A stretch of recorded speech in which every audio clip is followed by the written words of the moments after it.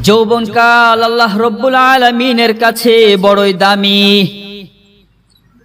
হে প্রিয় ভাইরা, আমরা আমাদের যৌবনকালকে কিভাবে ব্যয় করব? বিশ্বনবী সাল্লাল্লাহু আলাইহি ওয়াসাল্লাম বলে দিয়েছেন যে যৌবনকাল তোমাদের জন্য বড় দামি, বড় মূল্যবান। আল্লাহ রব্বুল আলামিন কেন যৌবনকালকে দামি আর মূল্যবান করে দিলেন? একজন যুবক অথবা একজন যুবতী সে যদি চায় যৌবনকালকে মহান আল্লাহ রব্বুল আলামিনের রাস্তায় ব্যয় করে মহান আল্লাহ তাআলার ওলিতে পরিণত হয়ে যাবে, সেটা সম্ভব। আবার যদি চায় যে না, আমার এই জীবনকে আর যৌবনকালকে আমি শয়তানের রাস্তায় ব্যয় করে শয়তানিতে সর্বোচ্চ নাম্বার অর্জন করব, সেটাও সম্ভব।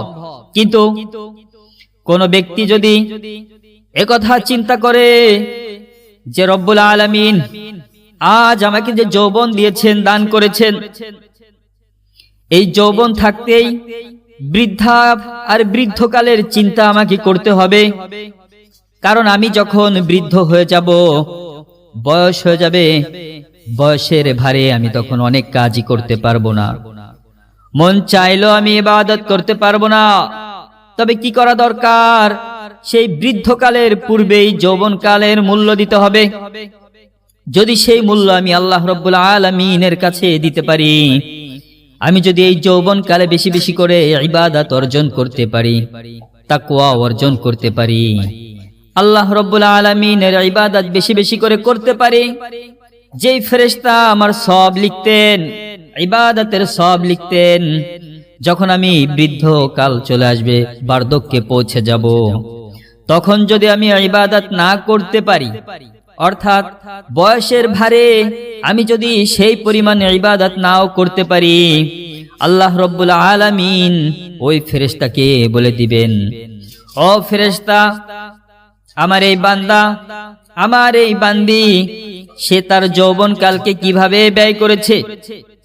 ফেরেশতা বলবে, আল্লাহ, আপনার এই বান্দা, আপনার এই বান্দি সে তার যৌবনকালকে, যৌবনের পুরোটাই আপনার ইবাদতের মাধ্যমে কাটিয়ে দিয়েছে। আল্লাহ রব্বুল আলামিন বলবেন, সে যদি তার যৌবনকাল আমি আল্লাহর ইবাদতের মাঝে কাটিয়ে দেয়, আজ তার বার্ধক্যতা আমি আল্লাহই দিয়েছি, আমি আল্লাহ যেহেতু দিয়েছি, ফেরেশতা তুমি তার যৌবনকালে যেভাবে প্রতিটি ইবাদত লিখতে, এখনো পর্যন্ত সে যে ইবাদত করতে পারছে না, ছেড়ে দিচ্ছে বার্ধক্যের কারণে, সেই ইবাদতগুলি, যৌবনকালের সেই ইবাদতগুলি তুমি এখনো লিখতে থাকো।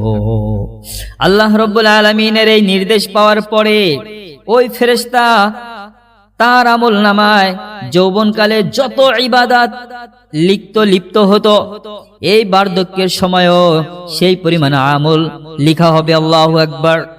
এটা আল্লাহ রব্বুল আলামিন ওই বৃদ্ধ বয়সে বা ওই বার্ধক্যের বয়সে এই যুবক যুবতীকে দান করে দিবেন।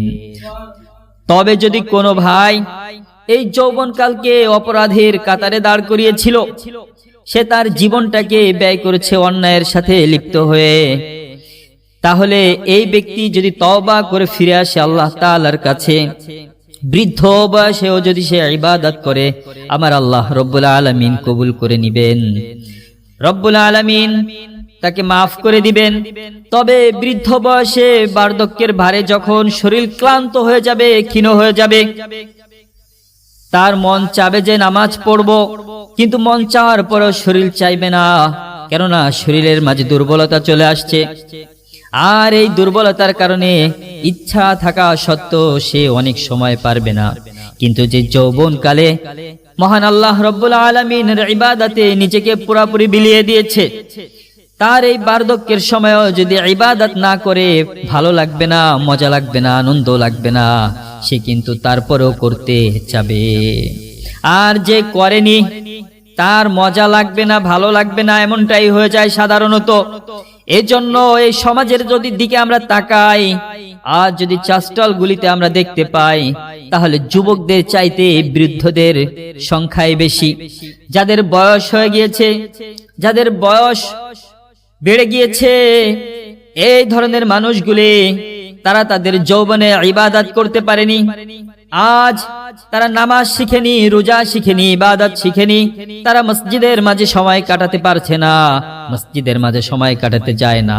কারণ কি, সারা জীবন অন্যায় আর অপরাধের সাথে থেকে থেকে ঘুরে ঘুরে এখনো অন্যায়ের খানকাগুলি খুঁজতে থাকে। এটাই হয়ে গেছে তাদের স্বভাব।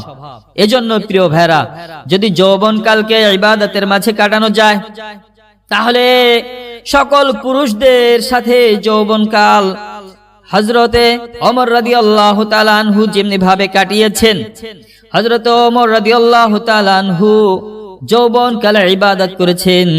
ওমর রাদিয়াল্লাহুর সাথে এই যুব সমাজ, তোমরা যদি আল্লাহ তাআলার ইবাদতে যৌবনকালকে কাটাও, তাহলে আল্লাহর ইবাদতে কাটালে হযরত ওমরের সাথে জান্নাতি হয়ে যাবে।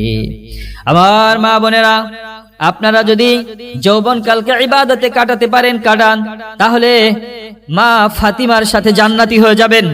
আল্লাহ রাব্বুল আলামিনের কাছে এটাই আকাঙ্ক্ষা করতে হবে, আশা করতে হবে, তামান্না রাখতে হবে, রব্বি কারীম, আপনি আমার যৌবন দান করেছেন, এই যৌবন যেন অন্যায়ের পথে না যায়, বিফলে যেন না যায়, এই যৌবন যেন নষ্ট না হয়, এই যৌবনটা যেন আমি আল্লাহ আপনার রাস্তায় ব্যয় করতে পারি, আপনাকে সন্তুষ্ট করতে পারি আমার এই যৌবনকাল দিয়ে।